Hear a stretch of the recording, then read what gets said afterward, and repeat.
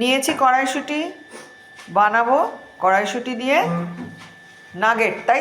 আচ্ছা, এখানে পেঁয়াজ, আদা, রসুন, কাঁচা লঙ্কা এই সব কিছু দিয়ে কড়াইশুঁটিটাকে আমি পেস্ট করব। এখানে কড়াইশুঁটি পেস্ট একদম রেডি হয়ে গেছে। আর এদিকে দেখো আলু সেদ্ধ করে নিয়েছি। এবার কিভাবে কি করি সেটা দেখতে থাকো। এদিকে কড়াই দেখো বসিয়ে দিয়েছি, কড়াইয়ে সাদা তেল দিয়ে দিয়েছি।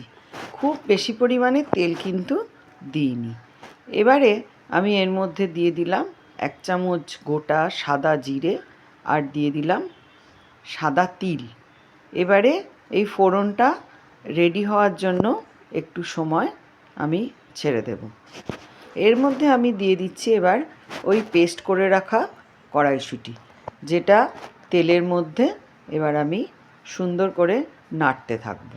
এটা কিন্তু একটুখানি বেশ ভালো সময় ধরেই নেড়ে নিতে হবে, কারণ কাঁচা কড়াইশুঁটি, কাঁচা আদা, কাঁচা রসুন সবই তো কাঁচা দেওয়া, তাই সেহেতু একটুখানি এটাকে বেশ সময় ধরে নেড়ে নিতে হবে। তার মাঝেই আমি অ্যাড করে দিলাম নুনটা, আর দিয়ে দেব এর মধ্যে সামান্য পরিমাণে চিনি, জাস্ট টেস্টের ব্যালেন্সের জন্য।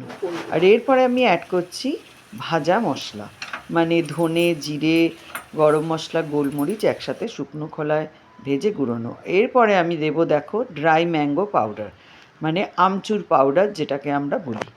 এরপরে এবার আমচুর পাউডারটা দেওয়ার পরও এটাকে খুব সুন্দর করে নাড়াচাড়া করে নিয়ে এর মধ্যে আমি দিয়ে দিচ্ছি 1.5 কাপ মতো সুজি। আমার কড়াইশুঁটির পরিমাণটা বেশি ছিল বলে আমি 1.5 কাপ মতো সুজি দিয়েছি। এটা মানে এর ওপরে নির্ভর করবে, যতটা পরিমাণ কড়াইশুঁটি তার উপরে নির্ভর করবে। আর যতটা সুজি ঠিক ততটা পরিমাণেই জলটা দিলাম। দিয়ে এরপরে খুব ভালো করে এটাকে নাড়তে থাকতে হবে। নাড়াটা কিন্তু ননস্টপ এটাকে নাড়াচাড়া করে যেতে হবে, না হলে এটা দলা বেঁধে যেতে পারে। এবারে দেখো এটা নাড়াচাড়া করতে করতে একদম এটা রেডি হয়ে গেলে, মানে কড়াই থেকে যখন এই যে উঠে আসছে এই অবধি এটাকে নেড়ে যেতে হবে। এরপরে এটা রেডি হয়ে গেলে এটাকে আমরা নামিয়ে নেব। এই যে, আর এদিকে আলু সেদ্ধ রেডি। এর মধ্যে দিয়ে দিচ্ছি নুন আর একটুখানি ধনেপাতা কুচি। ধনেপাতা কুচিটা কিন্তু দিতেও পারো, নাও দিতে পারো। এই যে কড়াইশুঁটিগুলো আলাদা করে বাটিতে তুলে নেওয়া হয়েছে এবং আলু সেদ্ধ আর ধনেপাতার যে মিক্সচারটা সেটাকে এবার মেশানো হচ্ছে,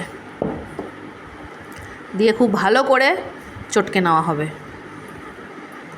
পেস্টটা যত বেশি স্মুথ হবে এবং ইউনিফর্মলি কড়াইশুঁটি আর আলুর মিক্সচারটা মিশবে তত বেটার টেস্ট হবে। গরম অবস্থায় মিশিয়ে নেবে, নিয়ে ঠান্ডা করতে হবে। দেখুন পুরো মাখা হয়ে গেছে।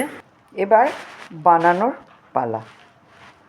এবারে দেখো কাটিং বোর্ডের মধ্যে নিয়েছি একটুখানি কর্নফ্লাওয়ার, আর এইভাবে লম্বা মতো করে এটাকে গড়ে নিয়েছি প্রথমে, তারপরে এর মধ্যে কর্নফ্লাওয়ার মাখিয়ে তারপরে এটাকে আমি পিস পিস করে কেটে নেব।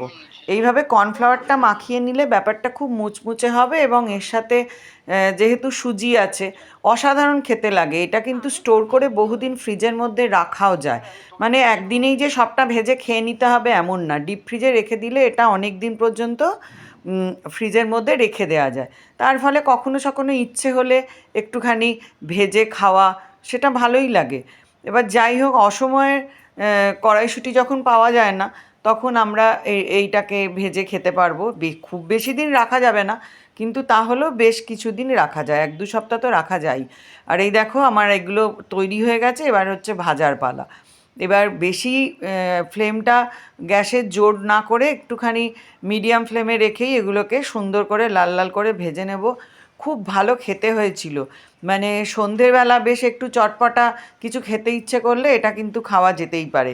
আর এখন তো সস্তার কড়াইশুঁটি, তাই কড়াইশুঁটির আমরা ঠিকঠাক একটা সদ্ব্যবহার করতে পারলাম। একঘেয়ে কচুরি থেকে একটু বেরিয়ে এসে তোমাদের কেমন লাগলো অবশ্যই কমেন্ট করে জানাও।